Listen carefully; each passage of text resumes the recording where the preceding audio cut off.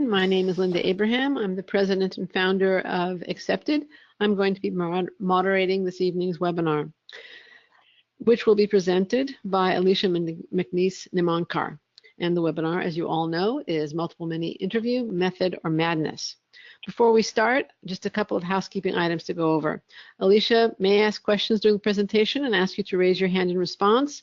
You can do so by clicking on the hand icon. Two icons underneath the horizontal orange arrow on your control panel. Please raise your hand when you see it.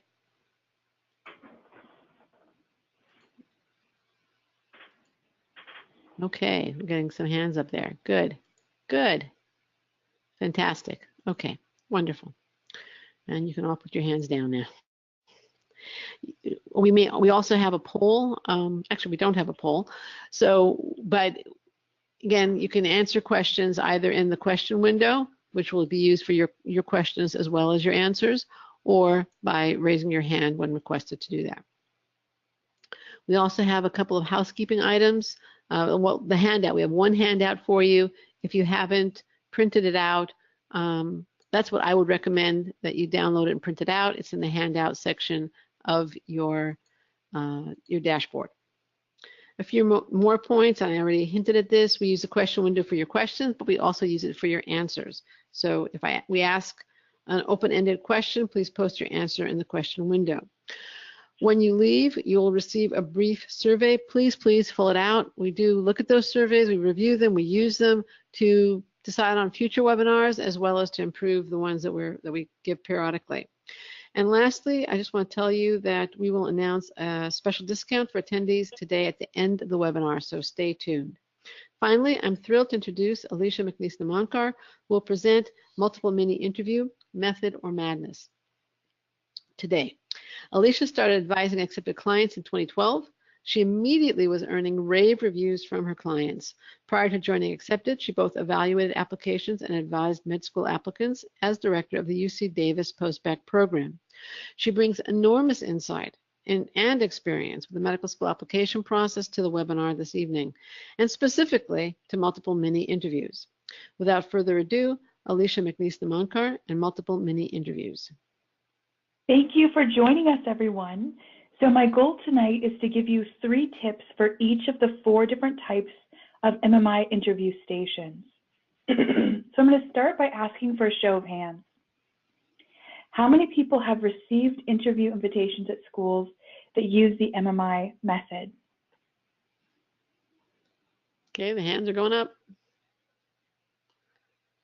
About 23%, 25% now.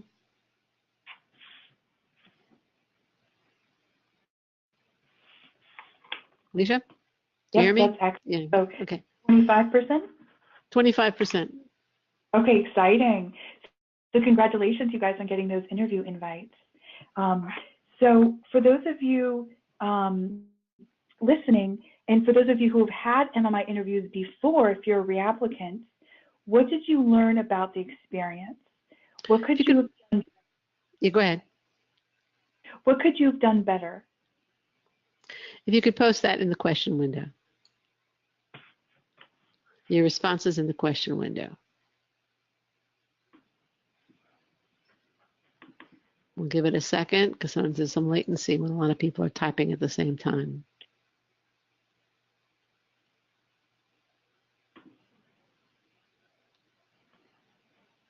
Anybody have done a MMI before and have a response to Alicia's questions to what you think you could have done better?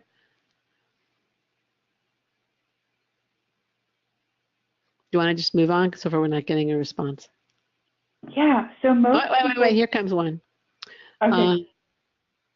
Yeah, we're not getting a response, so go ahead. So most people say that they're overwhelmed by the experience, the number of stations. They're surprised by the format of the questions. They're unprepared for debate-style questions. They're uncertain whether it went well or not. It's really hard to tell because you have so many different people evaluating you, and they're not sure how to prepare for this type of interview. So we're going to address all of those issues in this webinar tonight. So for those of you new to the process, I will provide a brief history of the MMI method. Excuse me. So in other words, it's called the multiple mini interview. So MMI stands for multiple mini interview. It was first created as a method used in Canada at McMaster University. Researchers there at the medical school wanted to create a method of testing how applicants respond to real-life situations that doctors face on a daily basis. So their research supported the success of this method in providing a more objective way to score participants. So applicants are evaluated by a larger number of people rather than in a traditional interview in which only one or two interviewers rate applicants, which is considered a less reliable and more subjective system. And I'm sure, right, you've all heard horror stories. I've heard horror stories from students that they've flown all the way across the country to be interviewed by one person for 30 minutes, and that person was maybe in a bad mood or gave them no facial expressions. And they felt that it was unfair, right, that they were evaluated by one person after traveling all that distance. So the research supports, right, that there is unreliability in the traditional interview. In the United States, UCLA School of Medicine was the first U.S. medical school to begin using the MMI method, and UC Davis was the close second. So about 2 years after UCLA started doing it, UC Davis School of Medicine started using the MMI. So they were the first two schools in the US to use the MMI method. Are there any questions about the history of the MMI?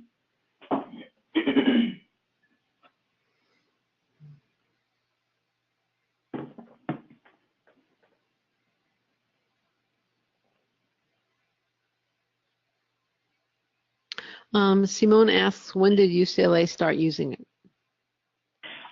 So the first published study on the MMI came out in 2004. So if I recall, it was somewhere around 2008, 2009 that UCLA started doing it. And then shortly after that, Davis, about 2 years after that, Davis started doing it. So I want to say around about 2010-ish, UC Davis started using the MMI interview. Okay, and to your question, your earlier question about, what did somebody learn from the experience? Katie writes, I haven't had an MMI previously, but I have a friend who did. This was an interview where 5 people were interviewed at the same time. I don't know if this is an MMI. It sounds more like a group interview than an MMI. He didn't like being pitted against other students. How do you talk yourself up without sounding like a jerk? He felt like it was a competition, which he said didn't feel right. Yeah, so that was a response to your earlier question.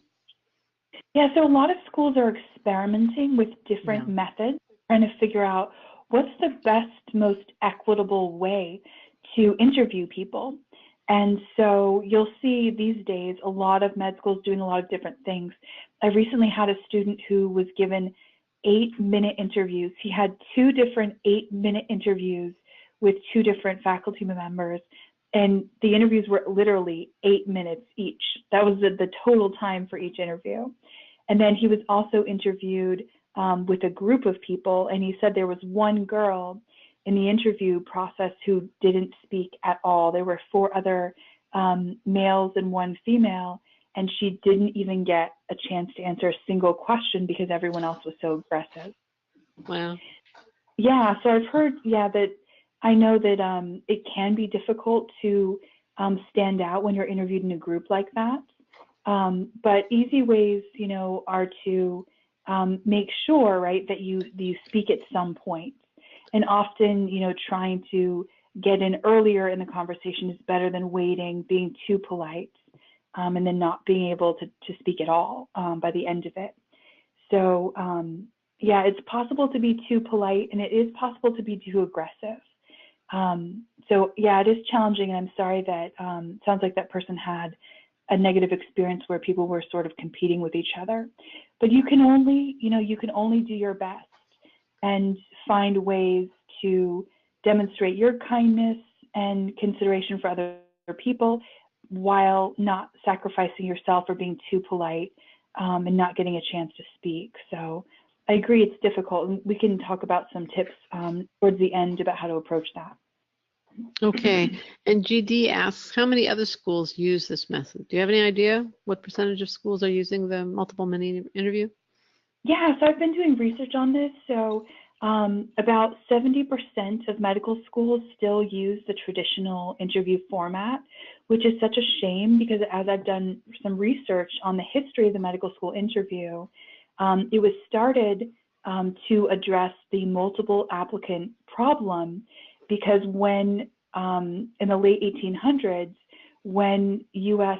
colleges became more democratized, they were accepting women, people of color, people who are not Protestants, people of different religions.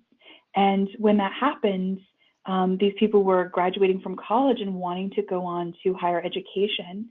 And at the time, right, there was, by the early 1920s, there were lots and lots of people applying to medical school who didn't look like the white male Protestant applicant that traditional medical schools were biased towards. And so the interview became a way of, because a lot of people would change their name if they sounded too ethnic or if they sounded like they were from a different religion. And so medical school deans, to address the multiple applicant problem, started having medical school interviews to actively, this is horrible, but to actively screen out women, people of color, and people of different religions. So the interview, the traditional medical school interview was created and built with inherent bias. So it's a very problematic screening tool because it is so subjective, and that's what the research indicates.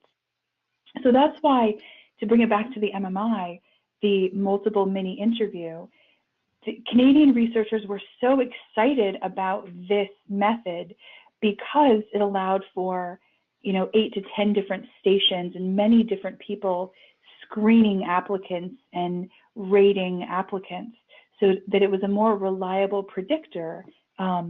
So has anyone actually read the original research study about the MMI?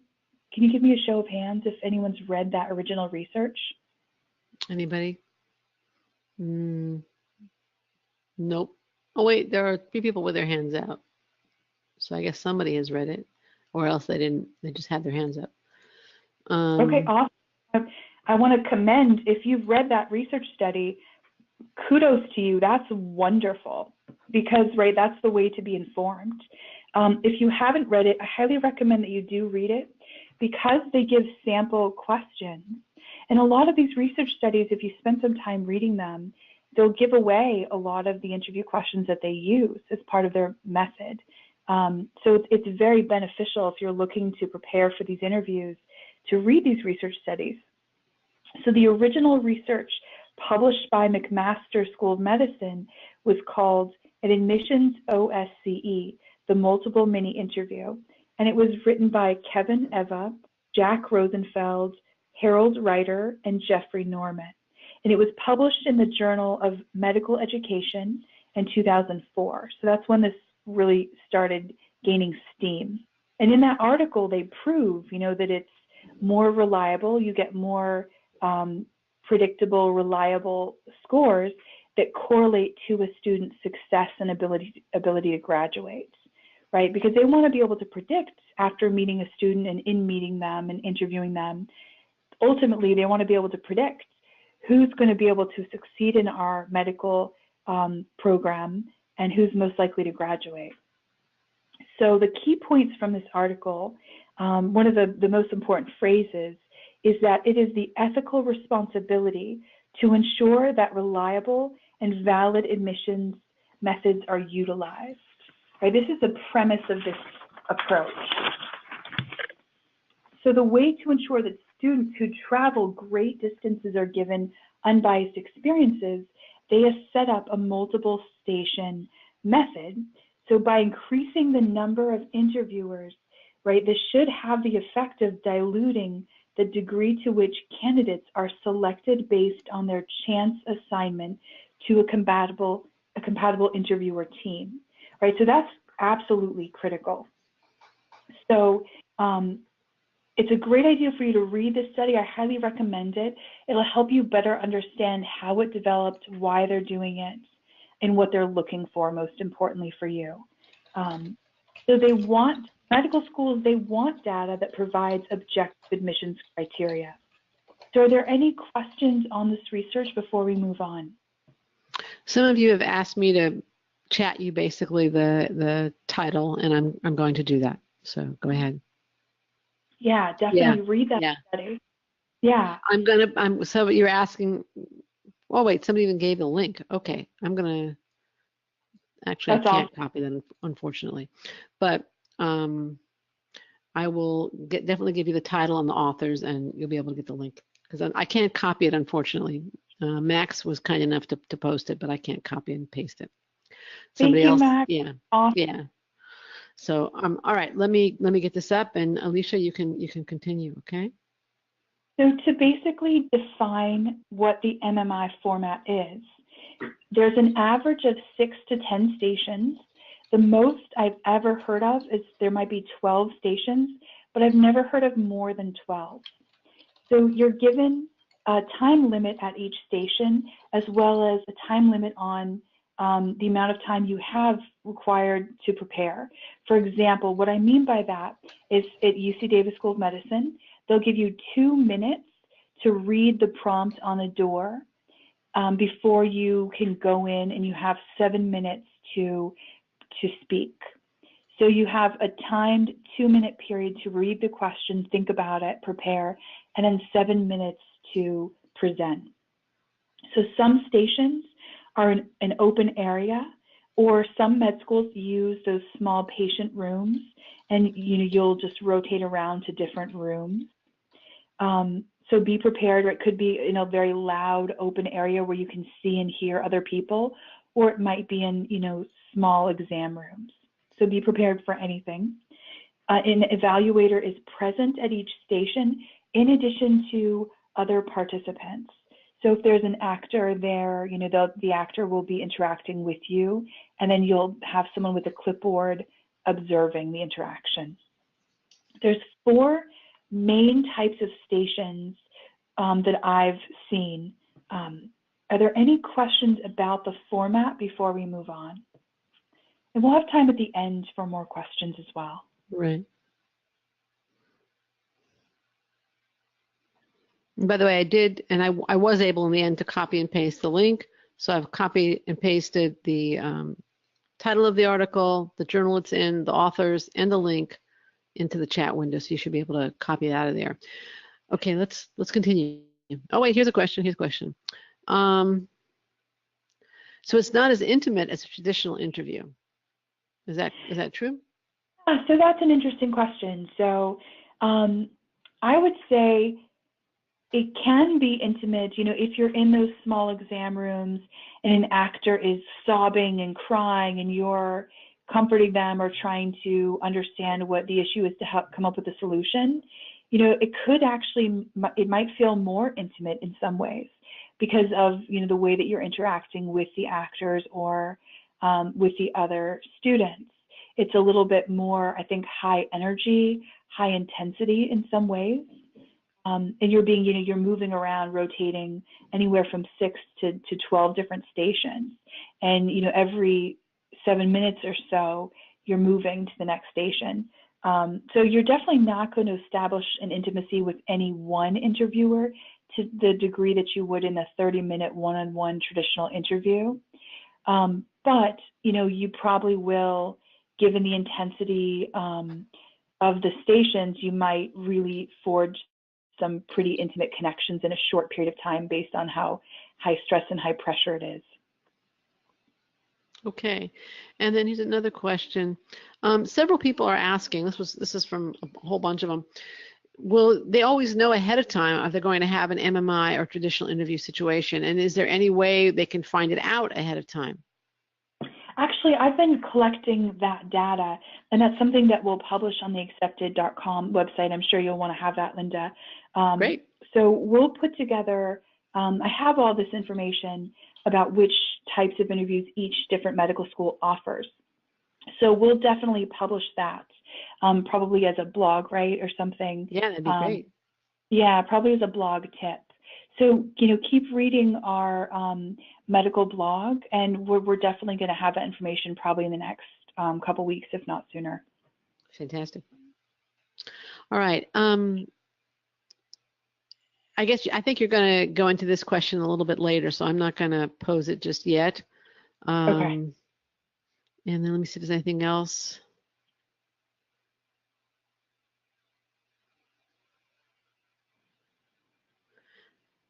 Why don't you just go ahead? I think you're going to answer a lot of these questions in your next section. Okay. Now we're going to cover the different types of stations that you see. So there's 4 main stations. You can anticipate, right, a combination of all 4 different types of stations in one MMI.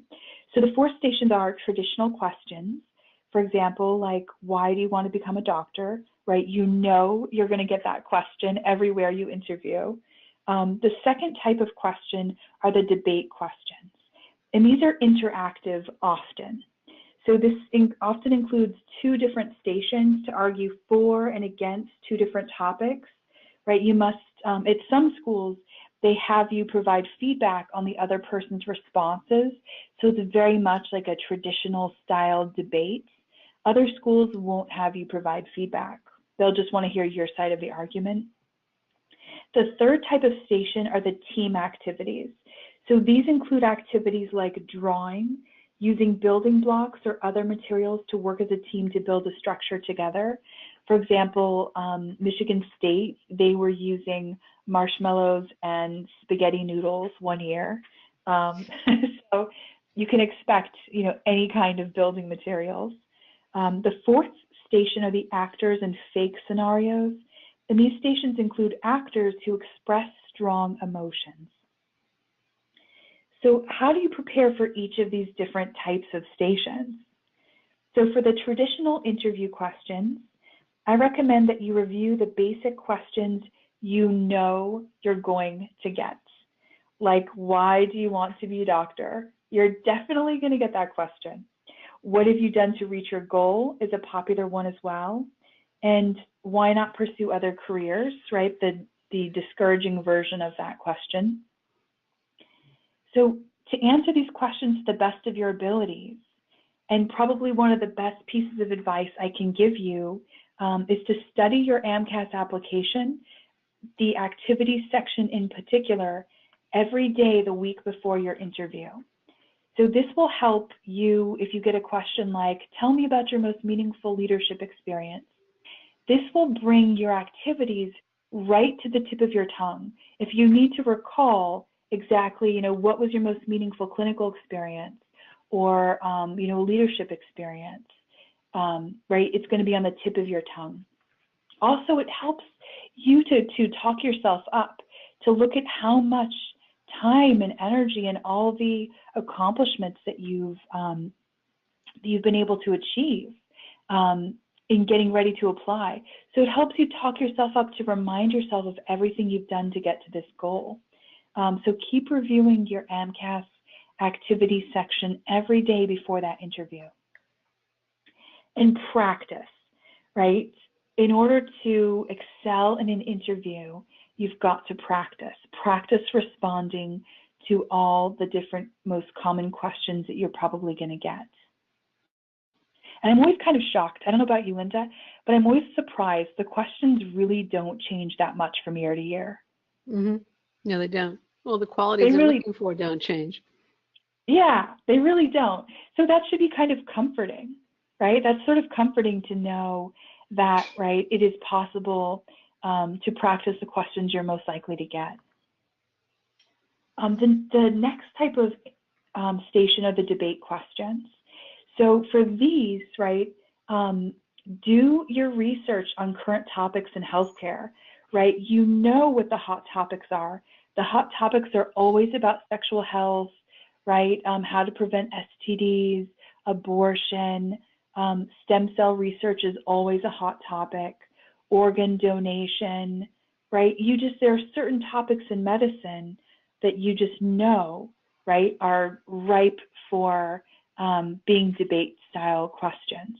So things like arguing for or against the legalization of marijuana, arguing for or against the death penalty, right? There are just certain topics that every year, right, they continue to be used for debate questions. So one of the best sources of these questions would be watching debates, right, and TED Talks to see how to effectively support and argue your stance. So watch good speakers. So use your preparation time to increase your vocabulary. What you read influences what you say and how you talk in your vocabulary. But also watching TED Talks, like watch a Malcolm Gladwell's spaghetti lecture on YouTube. He has such an impressive vocabulary and he so brilliantly argues his points. He's a best-selling author for a reason, but he's extremely brilliant.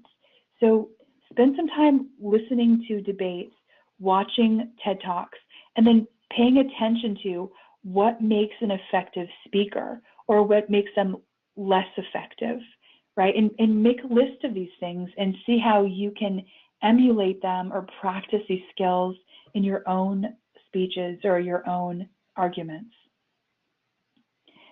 So practice, again, practice, practice, practice. Set up fake debates with family and friends. Involve them in the fun of preparing for your interview. So, enjoy this process. The third type of station are the team activities.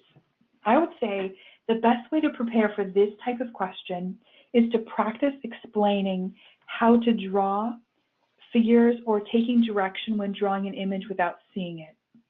So that's a common approach. Or building with blocks, having someone instruct you on how to build something, and there's a house right on the slides. So having the person not show you a picture, but just tell you, okay, you're going to place this color block here, this color block there, and then switching it where you give direction as well as take it. So practicing your communication skills. And you can have fun with this, right? So this is a great time to offer to babysit for family or friends. So you can practice building structures with blocks or Legos, but have fun with it. And make it 7 minutes, clock each other, make it 7 minutes long so you're really preparing for the station to the best of your abilities. So taking some time to work with another person to explain how to approach the task of building a complex object or creating something together with a time limit. So that's the way to approach your practice for this kind of question.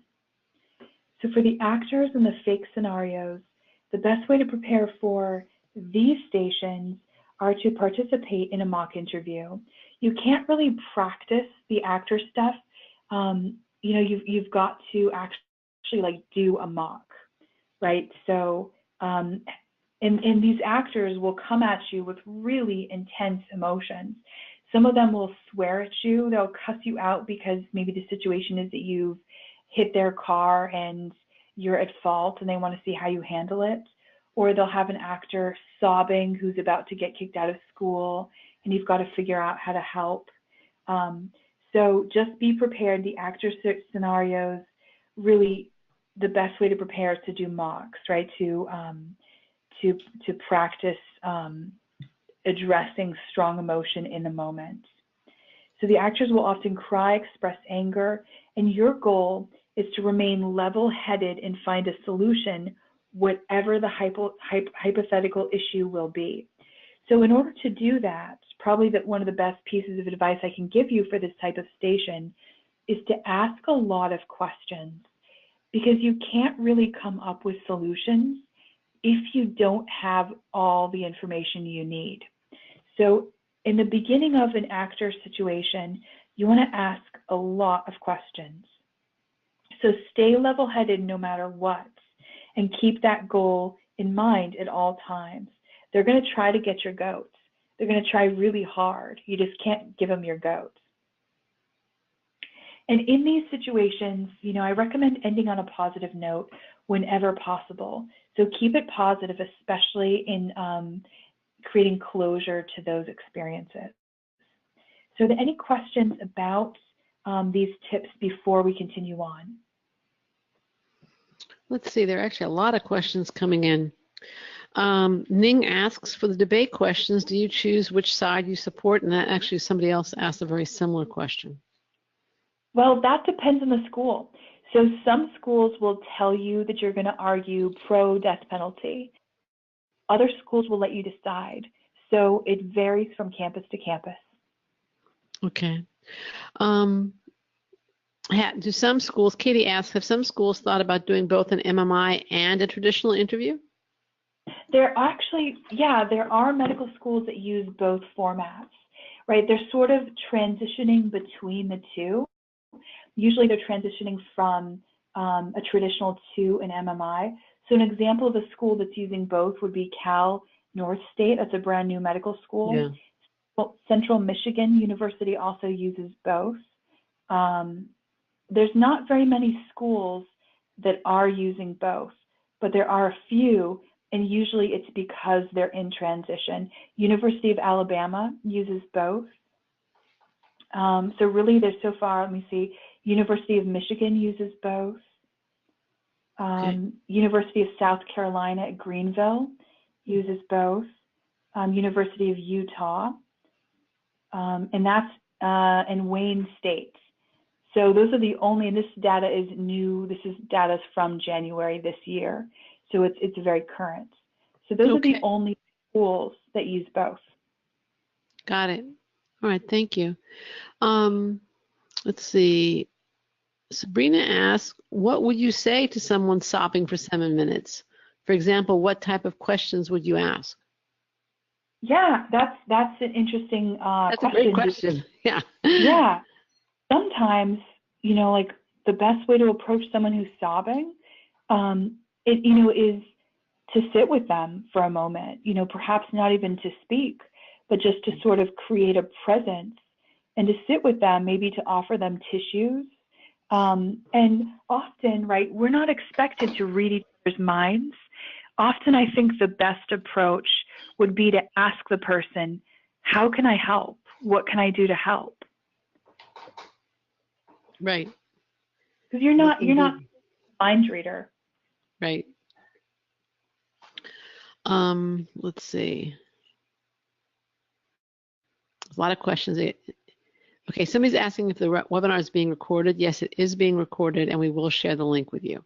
Okay, so Jacqueline, thank you for that question. I think we should move on, and we'll come back to these questions. There are a lot of good questions come in, but I think we should move on now. Excellent.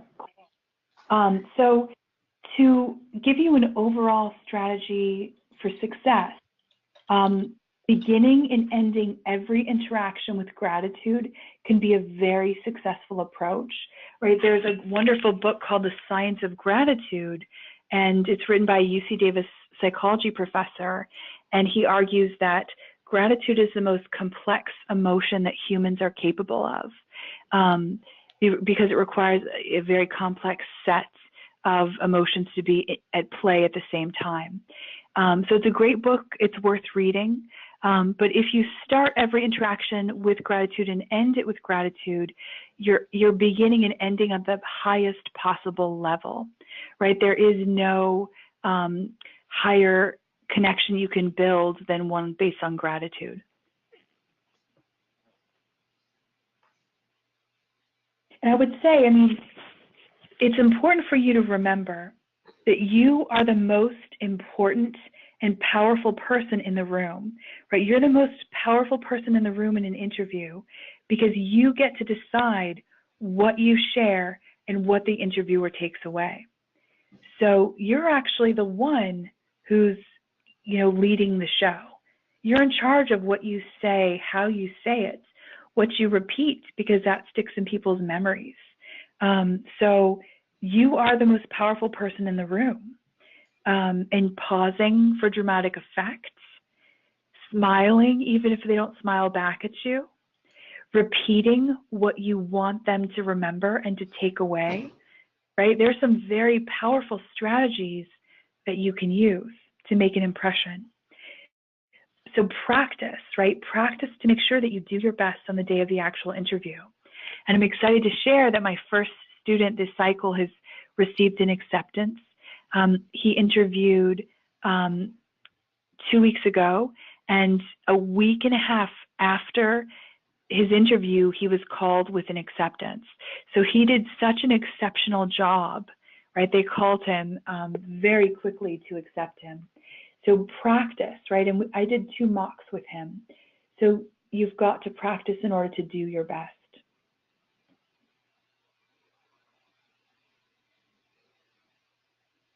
I think we're ready for questions, Linda. Did you want to? Yeah, I think we are just about ready for questions. We have a Q&A coming up. I had something I wanted to discuss with our audience this evening before we get to the Q&A. If you want to practice with Alicia or with one of the other members of the staff, we do offer interview coaching, and we do have a special offer for you through October 11th. Gee, that's an old, you know what? I think that might be an old offer. We do have a special offer for you, but I don't think that's it. And I think I'm going to give you a different coupon code. Okay, I want to thank you all for your attention. Yes, we will get to the Q&A in just a minute. Alicia, thanks for your excellent presentation and all the great advice. With interview invitations, your chances of acceptance have statistically jumped significantly. If you're holding in your hand or in your pocket or in your inbox that invitation, you are really a lot closer to acceptance. Schools are interested in you and willing to invest time in meeting you and hosting you, but you're still not in. You're oh so near, but still not quite there. And for most of you, the MMI is an entirely new experience and format. How to bridge that gap between what you're familiar with and the new and unknown MMI. You can do so the same way an athlete, musician, or actor prepares for performance, through practice with an expert coach who can praise what you're doing right and gently suggest ways to improve what you're doing wrong. Certainly, you need that information before your big interview day. And with equal certainty, no actor, speaker, athlete, or musician, no matter how talented, performs without practice and rehearsals. And that information, that practice, is a major factor in building your confidence and reducing your stress. Remember this slide over here with the athlete preparing for the big race? Now, you need Accepted to be your guide, because we're going to provide you with a customized approach that fits your needs. You have flat rate options. We have a gold package, a regular mock interview package, and hourly advising if that's what you want. You have one dedicated advisor who becomes expert in your story and helping you present it. And you get candor and objectivity combined with decades of experience in med school admissions. We have the admissions experts, the guides, who can mentor you through the process so that you achieve your goal of applying confidently and successfully. We have former admissions directors, staff members, post-bac program directors like Alicia, who have been on the other side of the process and who can be your guide through the interview stage of the medical school application process. Here's what you should do. Visit accepted.com/mediv. That's MEDIV. Choose the service that's right for you, get the guidance you need, and go from confusion to clarity, from doubts to confidence. Now, some of you may say, isn't Accepted expensive? Well, frankly, so is rejection. Our fees are clear, but the cost of rejection is not quite as obvious, even though it can be significantly higher. It can include cost of reapplication, which can easily be a couple $1,000s, a year of earnings at a much lower level than you'll have after your MD or DO degree, and the potential that you could have gotten into a better program with greater lifetime opportunities and, yes, even earnings. Every year, we work with applicants who talked to us a year earlier, decided to take the do-it-yourself approach, and after getting rejected, come back to work with us. They would have been better off working with us initially, doing the dress rehearsal, and closing that gap between the unknown and the familiar. But enough from me. What do Accepted clients say? Well, here's a couple of emails that either a consultant received or I received. You encouraged me to, these are both for Alicia actually. You encouraged me to use less black and white thinking, to look at things from different perspectives, and provided me with effective solutions for dealing with my interview day stress. As a result, I walked into my MMI feeling composed and confident. Or this from another client. Alicia was such an important advisor to me throughout the application process. Alicia helped me come up with a successful reapplication strategy. With Alicia's mock MMI interview training sessions, I felt confident and prepared going into my medical school interview. Now, we'd love to help you, as we've helped clients, the clients you just heard from, and thousands of others over the last 20 years. So once again, here's what I recommend. Go to accepted.com/mediv, choose a service that's right for you, get the guidance you need, and then apply confidently and effectively. And yes, we do have $50 off. The dates and the coupon code are wrong up there though. The coupon code is ACE-MMI, and it ends September 19th, 2017, not the date on the screen. So, and now we are ready for your questions. So let's take a look. You guys posted some great questions here. All right, Nina asks, is it appropriate? Let me find this question again because it just bounced.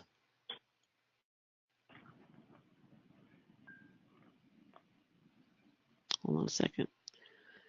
Sure. Okay.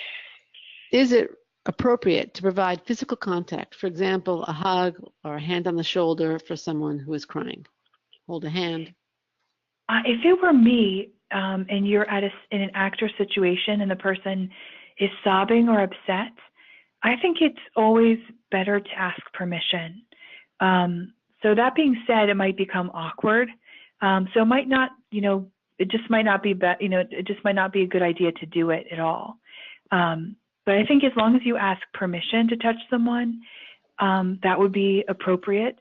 If, for example, the person turns out to be someone who has, maybe the actor situation is someone who's been sexually assaulted, or they're traumatized from an assault or physical attack, I think trying to touch someone without permission would show potentially a lack of sensitivity, and you don't know what they're pretending to have wrong or have experienced. So I wouldn't make any assumptions in those situations. Okay, great response. Thank you. Let's see what else we have here. I did post in the chat window, by the way, the URL, the short URL, and also the coupon code and expiration date. Okay.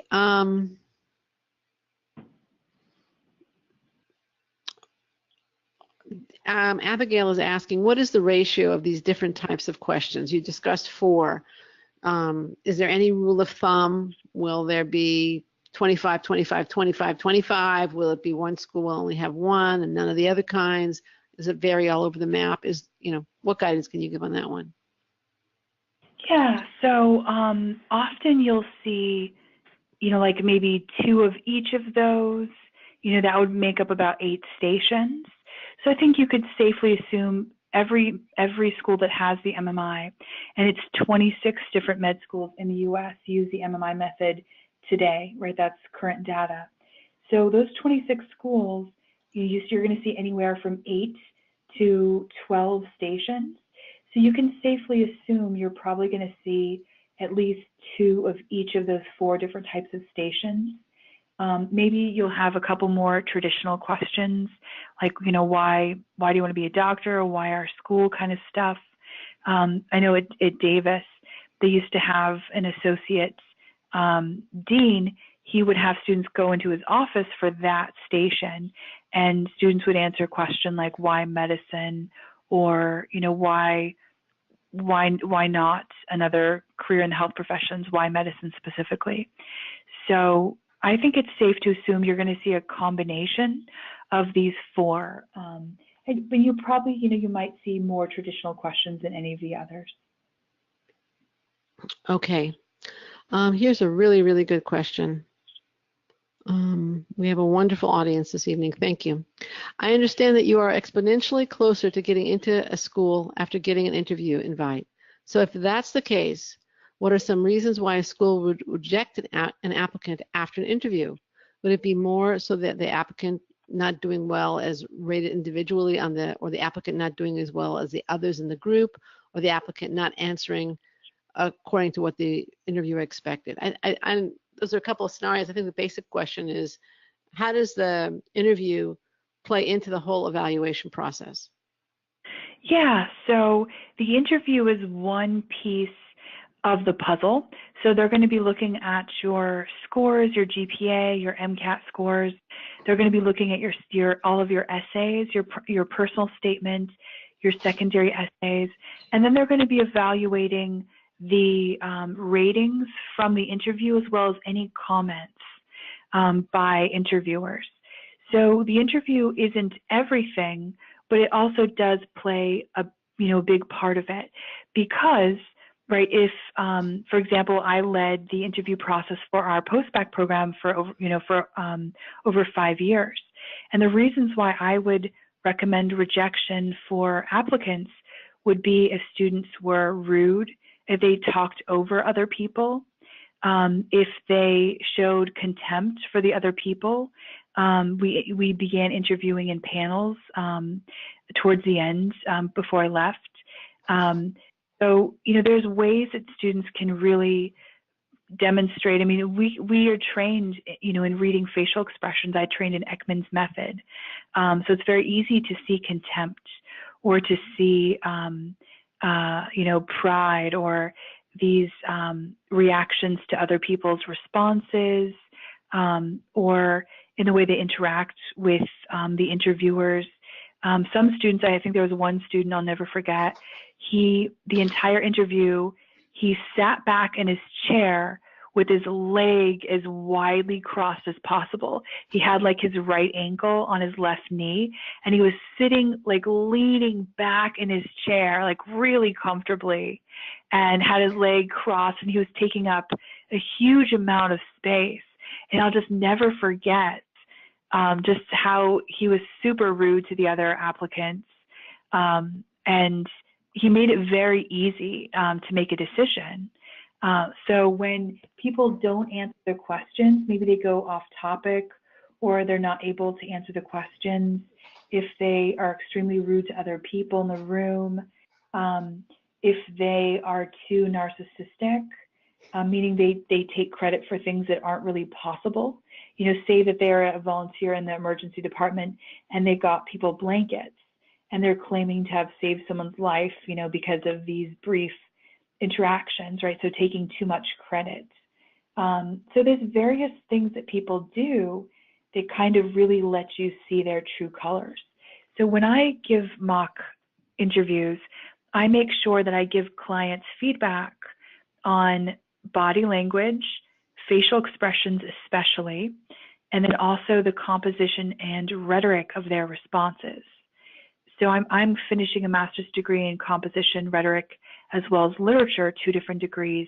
And so I'm very much interested in how people put together their responses, the composition, but then also how they argue, how they support their points, what they use for specific examples, and giving students very detailed feedback in all 3 of these areas, and giving them very specific approaches on how to improve.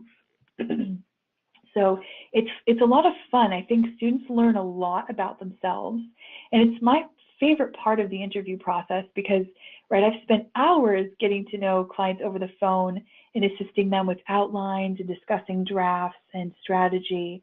So it's like the chance that I get to sort of meet them via Skype. So it's a lot of fun. You learn a lot about yourself, and I'm very, very specific with the feedback. I did have a client who was he was basically broadcasting contempt. And so I let him know, he was pulling up the right corner of his mouth in a sneer, and it was very clearly contempt. And he ended up getting interviews at all the Ivy Leagues and got into multiple Ivy League medical schools.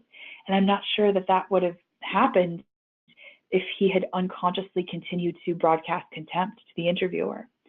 So I think that piece of feedback made a huge difference for him. So there are things, you might not even be aware of that you're doing. So there's a number of different reasons that people don't continue, don't get acceptances. So those are, I think, some of the biggest reasons. Are there others that you can think of, Linda? I've been listening, and there's a couple of things. You're talking about acceptance after the interview. Just kind of building on what Alicia was talking about, the jerk factor is huge. On a webinar that I gave on medical school admissions several months ago, Dr. Herman Gordon came on at the end I think you might have been there also, Alicia, I don't remember, to answer questions. And somebody said, look, why would a school reject somebody with a high MCAT score, high GPA, excellent volunteer experience, everything you could want in an applicant? And he just said, the jerk factor. All right. Well, and the funny thing about the data, Linda, is so interesting. If you look at the MCAT data, the students who are least likely to finish medical school are the students with the lowest MCAT scores and the highest MCAT scores. Really? That's very interesting. Yeah, have you ever looked at that? No. And it's because people who, like you said, right, people who score near perfect scores in the MCAT, sometimes they just don't have people skills or social skills. And so the idea of repeating, medicine is educating people over and over and over again, and sometimes it's very repetitive and it requires patience and compassion. And those people with the highest MCAT scores are least likely to finish med school because I don't think they understand how critical, those social skills are to practicing medicine. Right. Yeah, the jerk factor. Yeah. That's what he just called it, and he happens to, Anyway, the other thing I was going to mention is I haven't done this for medical school, though I should try it. I did it once for business schools, and I said, what is the biggest mistake MBA applicants can make? And the response was arrogance. So whether you call it arrogance or you call it condescension or you call it the jerk factor, if that comes through, forget it. And I can think of some medical school applicants, but I remember actually very fondly in this case, a particular MBA applicant who contacted us. And this guy was investment banking, and he was bright, and he was smart, and he was accomplished and polished and kind of a fast-talking New Yorker guy. And he talked to me, and he talked with a consultant. It took quite a bit of time, and then disappeared for about a year. And he decided to do it on his own. And he got rejected, and he came back, and I called up the client, the consultant who had spoken to him, and I said, we got to deal with this cockiness in his case. And she did. She did. I said, you're just going to have to bring the guy down a peg. Because in the end, the reason I say I remember him so fondly is that when he did get accepted, he demonstrated tremendous gratitude. Going back to the slide that was showing you a minute ago. Okay, so that goes a long way. The other thing I wanted to mention in terms of why one might get rejected after being interviewed is this is not like a check the box thing, right? It's not like you do well in the interview, you're in. The interview then becomes one more element in the evaluation process. And the schools are trying to create a diverse class. So certainly doing well on the interview is required, but it doesn't guarantee acceptance. Would you agree with that, Alicia? Oh, absolutely. Yeah. I think a strong interview is only going to help your application. Like the student that just got accepted, we did 2 mock interviews, and I felt very confident in his skills after the second mock. I was like, he is ready for this. And they were so impressed with him, they called him a week and a half after the interview date. That doesn't happen that often. Usually it takes months. It can take months before you hear back. So don't expect that to be the turnaround time for hearing back after your interview. But he did such an excellent job that they wanted to extend their acceptance as soon as possible. So that's what you want to go for, right? Okay. Is you want the interview to just confirm what they already believe. if they're inviting you to interview, that shows enormous confidence in you. Right. So yeah, They're you just investing. want to, yeah, you want to rise to the occasion. Right. All right.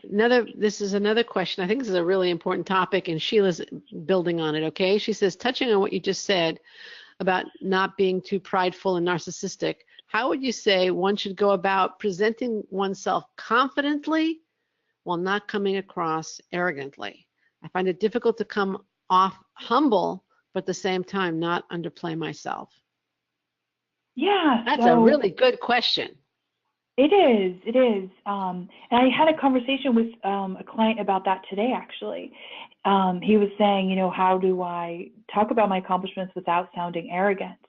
So you want to sound confident, but I agree, it is a fine line between sounding confident and sounding arrogant. So one way to approach that is to simply state the facts. Right. So, you know, if you received an award for best employee at so-and-so for the year or for the month, just, you know, state the facts. It's when people start embellishing or exaggerating, or, right, the facial expression is contempt or pride, right, that's when you run into trouble.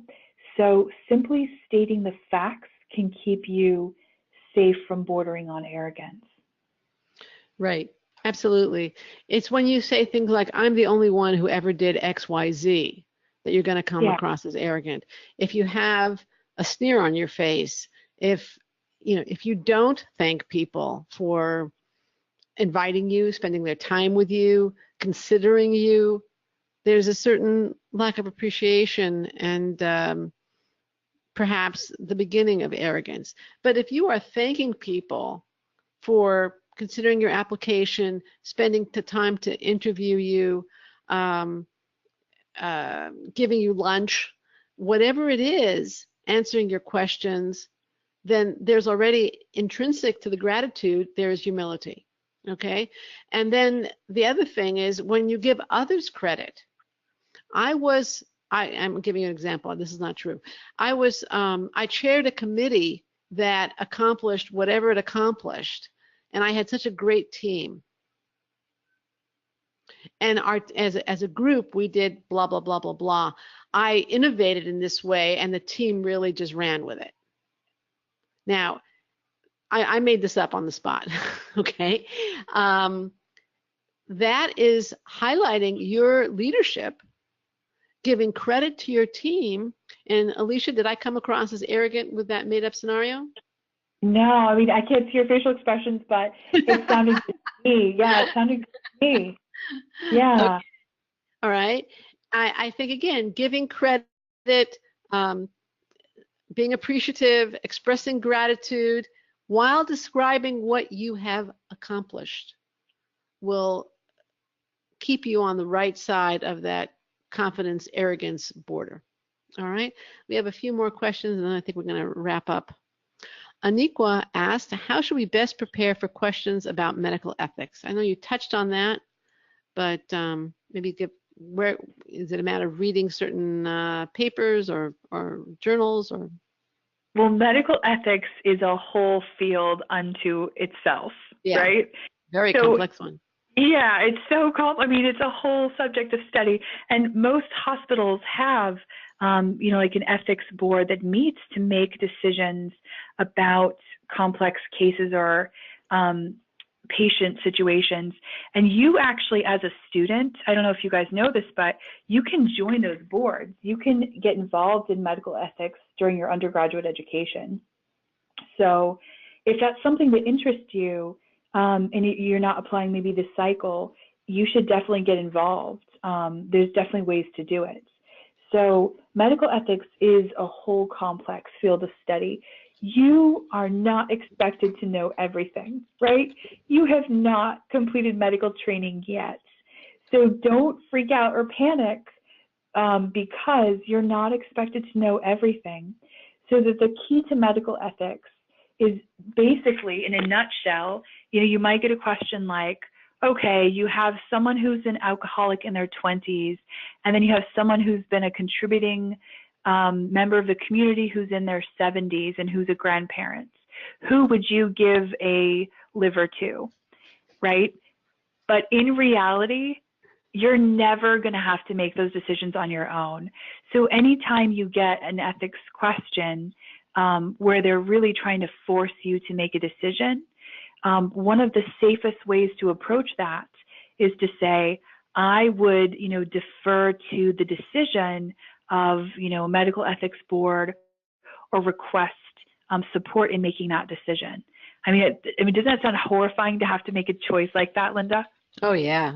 Yeah. I mean, you're never going to have to decide who gets the last liver, It's just not going to happen. There's boards and committees in place that people collectively make those decisions. So it's sort of a trick question. A lot of those ethics questions are really tricky because I think sort of the purpose of them is they're looking to see how powerful you think a physician actually is. And so understanding the limits of your power in the power of a physician and how much you get to rely on a team to help you through these difficult situations demonstrates a realistic knowledge of medicine. Excellent answer. Thank you. Okay.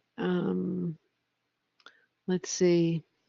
I think at this point, what I'm going to do is thank you again, Alicia, for the outstanding presentations and answers. I'm going to thank our attendees for their time, answers, questions, and participation. Thank you all very, very much. I'd like to share a few thoughts before we part. First, the thought. And it's actually from a former accepted client who worked with Alicia. The mock interviews I conducted with Alicia were incredibly helpful. Her feedback was very thorough and individualized, and this preparation enabled me to go into my interviews with composure and confidence. Now, Alicia has provided you with a lot of information on what to expect in an MMI. With this webinar, she's really given as much as she can in a group setting. But the how of applying this excellent advice to your situation, your qualifications, your experience, that begs for rehearsals and practice and experienced individual coaching. As the clients you've heard from, take the steps, the same steps they did, which are the same steps on the screen right now, so that you can make mistakes at a time and in a place where it doesn't count, and you can learn from those errors. Use the practice or rehearsals so that you'll perform at your best when you're in a real multiple mini interview at a medical school that you would love to attend. Then, in the real interview, the stakes are high and the reward, well, it's acceptance to medical school. Get accepted.